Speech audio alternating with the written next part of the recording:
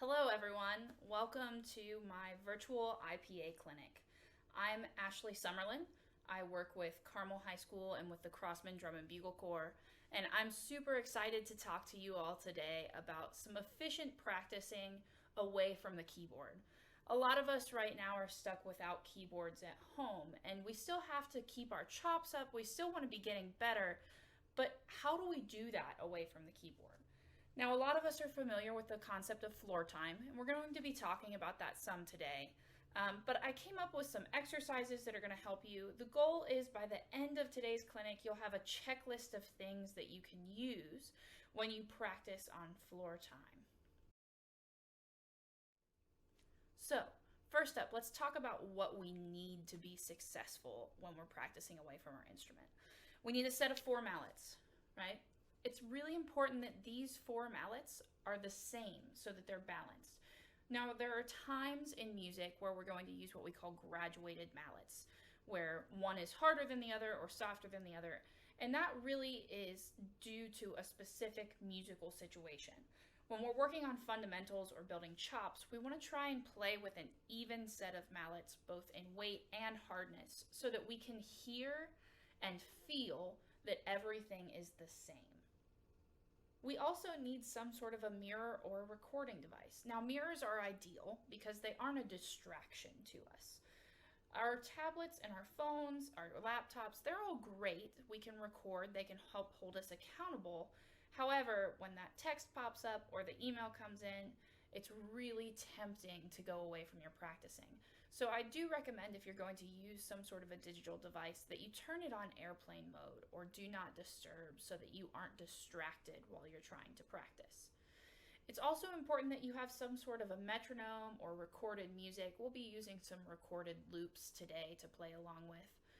That way we have something interesting to play along with. Metronomes are great. We need to use them all the time, but sometimes those can be boring when you're setting in for a long practice session.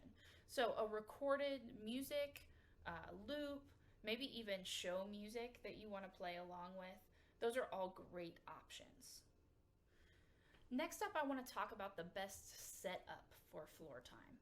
So we want to make sure that we're trying to recreate what it feels like to stand at a keyboard. If we're sitting on the floor, we want to sit preferably with our back up against a wall to make us more comfortable and our legs outstretched. This way, when we pick up our mallets, we're sitting and we have our arms to our sides just like they would be at the instrument.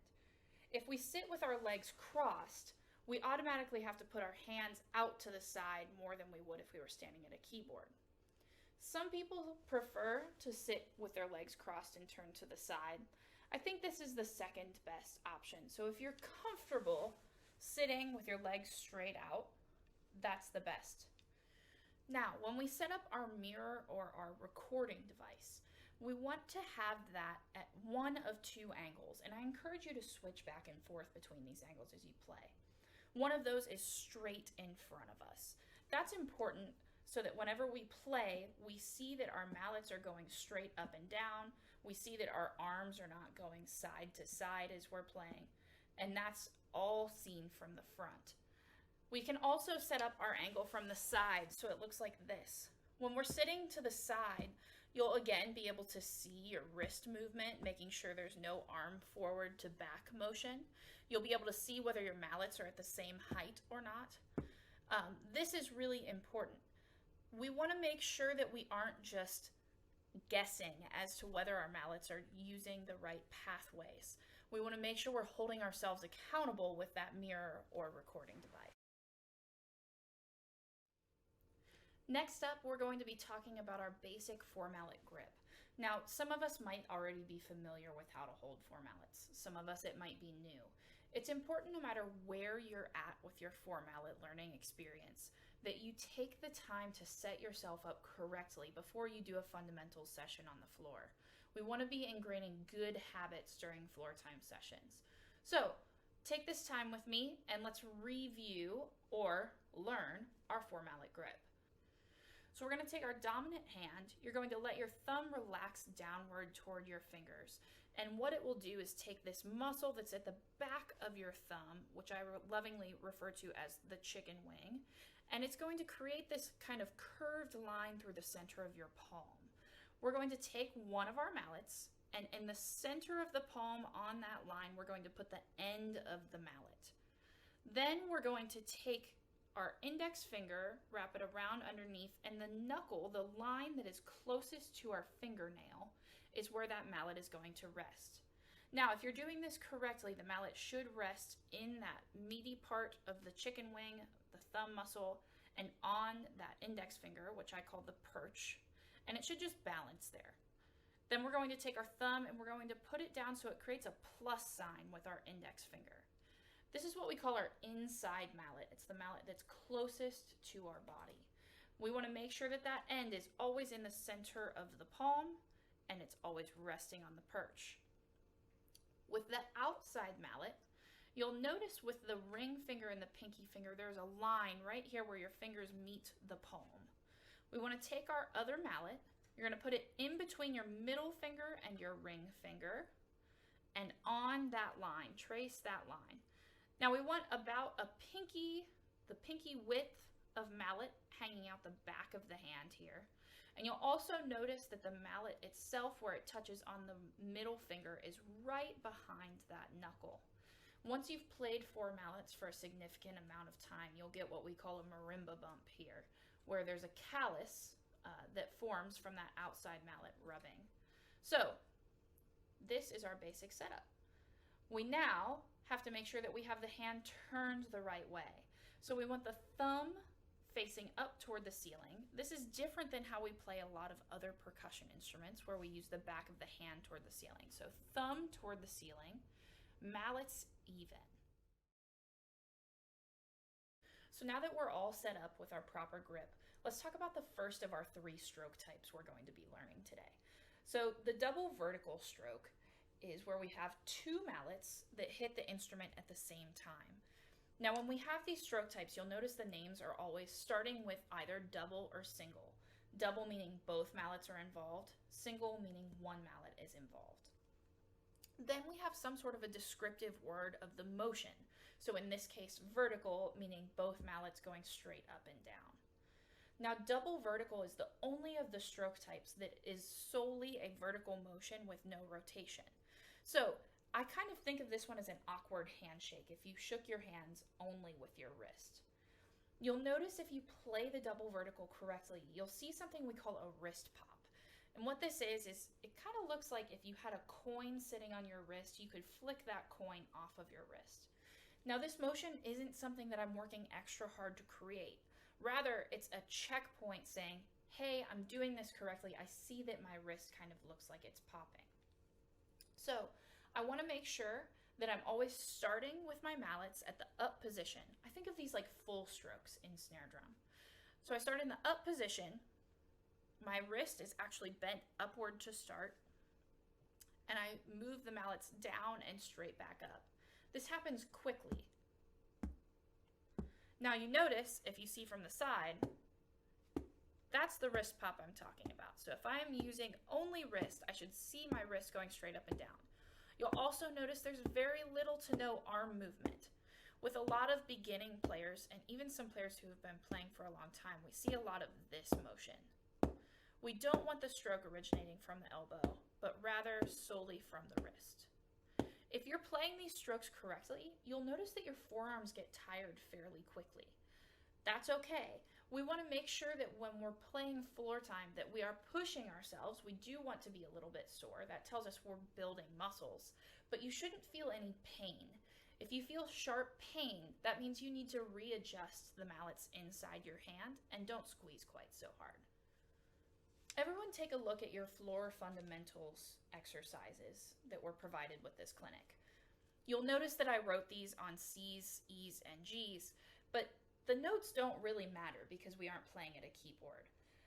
Just remember, lower notes are going to be your left hand, higher notes are going to be your right hand. If I'm changing notes, say from C and G to C and E, that means I want you to shrink the interval within your hand. If you don't know how to do that, think about your perch, your index finger, pointing out to extend and widen that interval, and pulling back in to condense that interval. All right, so now we're going to take our first section of our floor exercises. So we're going to play numbers 1 through number 5. We're going to play them along with this loop track. And I'm going to talk you through what we're going to do along the way. So I'll always let you know if we're going to repeat one of these exercises. I'll try to give you tips of things to think about.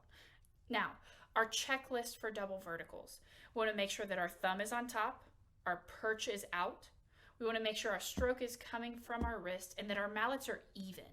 We're going to be able to see that and hear that. If our mallets are uneven, we're going to hear a flam sound. If our mallets are even, we should hear that sound at exactly the same time. Here we go. Floor fundamentals, numbers 1 through 5.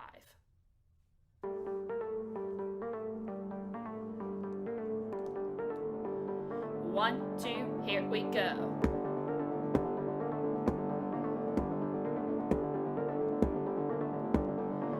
Now left hand.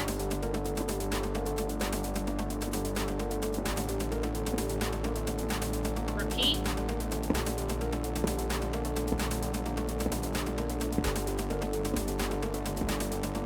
Left hand.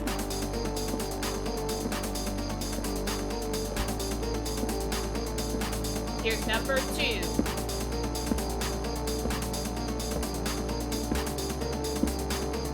Now alternating hands. At this point, make sure that your hands are coming back to the same height. Repeat.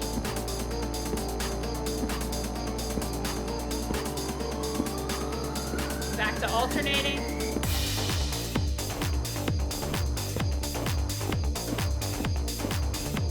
Here's number 3. So now we're going to alternate, starting with the left hand.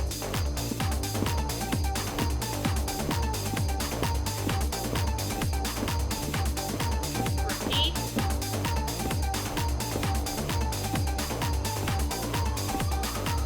Alternate with the left.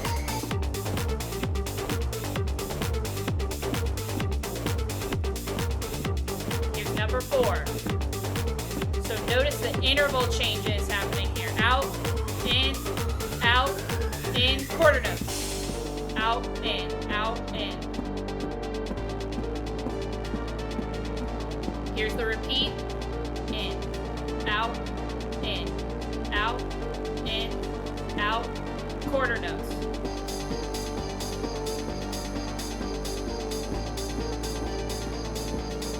Number 5.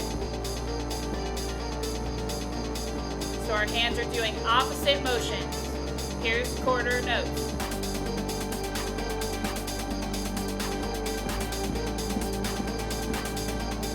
Back to half notes. Quarter notes again.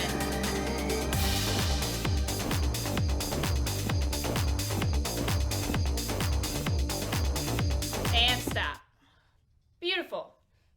You'll notice as we play these changing intervals, I'm trying to always make those intervals switch immediately on that upstroke after we've hit the floor or the keyboard, right? We don't want it to go up and then switch, up and then switch, but rather switching as the mallets come up. Find music that you like and practice these exercises along with it. But make sure that you're always following through this progression, not just randomly playing exercises. All right, so next up is single independent strokes.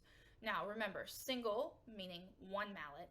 In this case, independent tells us about the motion where one mallet plays, but the other one should be staying still as much as possible. Now, there's going to be some movement in that other mallet because it's in the same hand, but our goal is for that mallet to move as little as possible whenever we're playing. In order to do that, we're going to think of our hand rotating. So imagine you're holding a doorknob and you turn that doorknob. We think about rotating from what I'm calling our neutral position, where the doorknob is totally closed, turning inward to 90 degrees and back. We do that same thing with the mallets in our hands. So we're thinking about our neutral position with the thumb on top, rotating down and back up. If we're doing that correctly, you'll notice that my mallet that isn't playing, the tacit mallet, is actually being rotated around. Now, a great way to kind of feel this for yourself is to put your index finger of the hand that isn't playing on the little round tip at the end of the mallet. We don't want to hold the mallet in place, but rather feel that when we play this, that tip of the mallet is rotating around the point of our index finger. You can do the same thing with the outside mallet, where you put your finger on the tip of the inside one and rotate down. Again, rotating as much as we can at 90 degrees around that other mallet so it doesn't move. You'll notice in this section of the floor fundamentals exercises that you start seeing numbers 1, 2, 3, and 4. This relates to which mallets we play. So 1 is going to be the farthest left mallet, 2 the one inside in our left hand, 3 inside in our right hand, and 4 outside in our right hand. All right, next up is our single independence floor fundamentals section. So this will be exercises number 6 through number 17. Just like with the double verticals, listen for me to call out whether we're repeating or moving on. For the most part, we'll repeat these except for number 6 at the beginning. Here we go.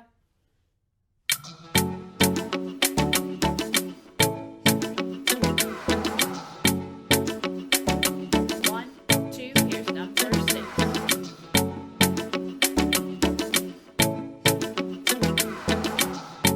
So make sure that we're trying to keep those tacit mallets as still as possible.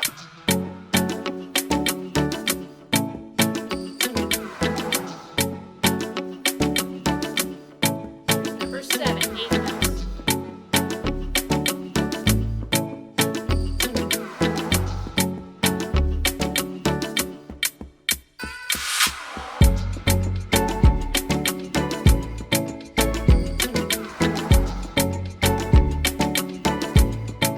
Repeat number 7.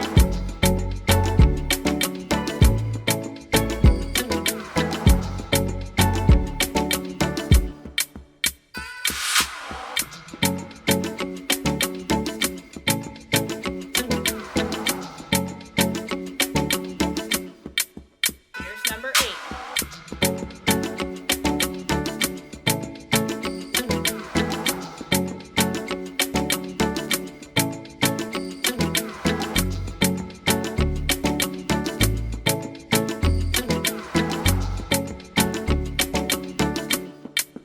Repeat it.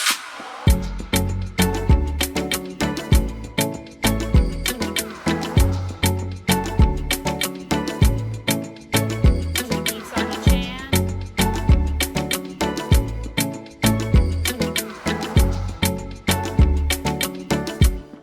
Here's number 9.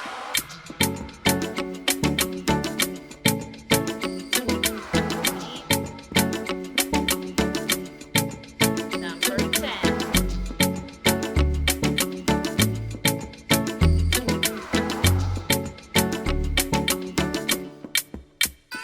Now 11. We'll take the repeats on all of these. Number 12.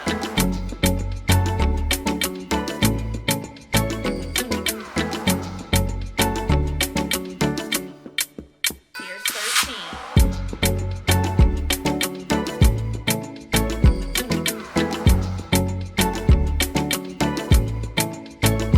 Fourteen.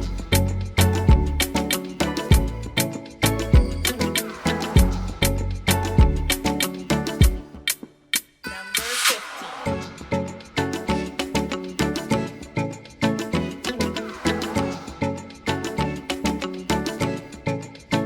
And 16.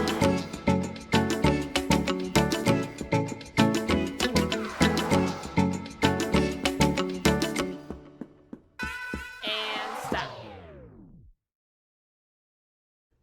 The third stroke type we're working on today is called single alternating strokes. So single, one mallet at a time. Alternating, meaning we're alternating which mallet inside our hand plays. Now these are very, very similar to the single independent strokes.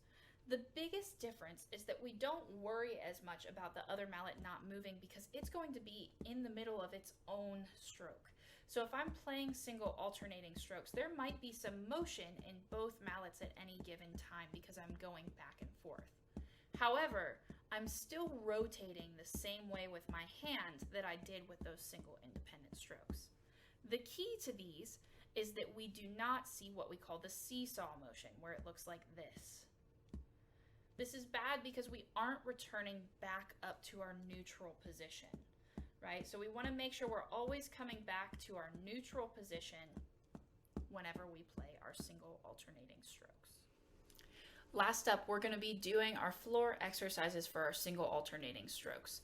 So a few checkpoints to remember: no seesaw motion. Make sure we're returning up to that platform after each one of these strokes.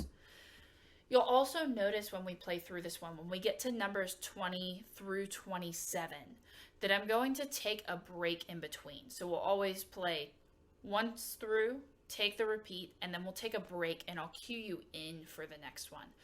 These go by so fast with the different sticking permutations that it's hard to keep track of where you are if you play them through without a break.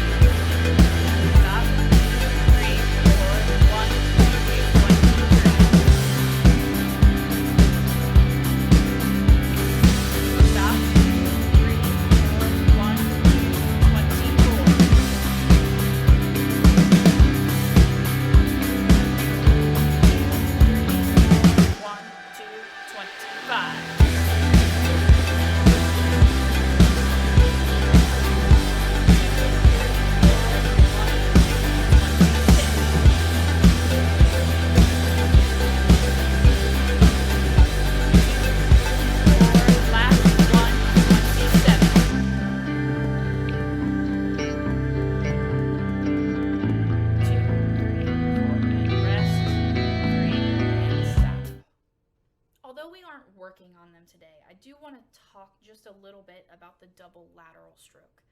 Now, the double lateral is the most advanced of the four basic stroke types on four mallet instruments. This kind of combines our rotation motion with our vertical motion.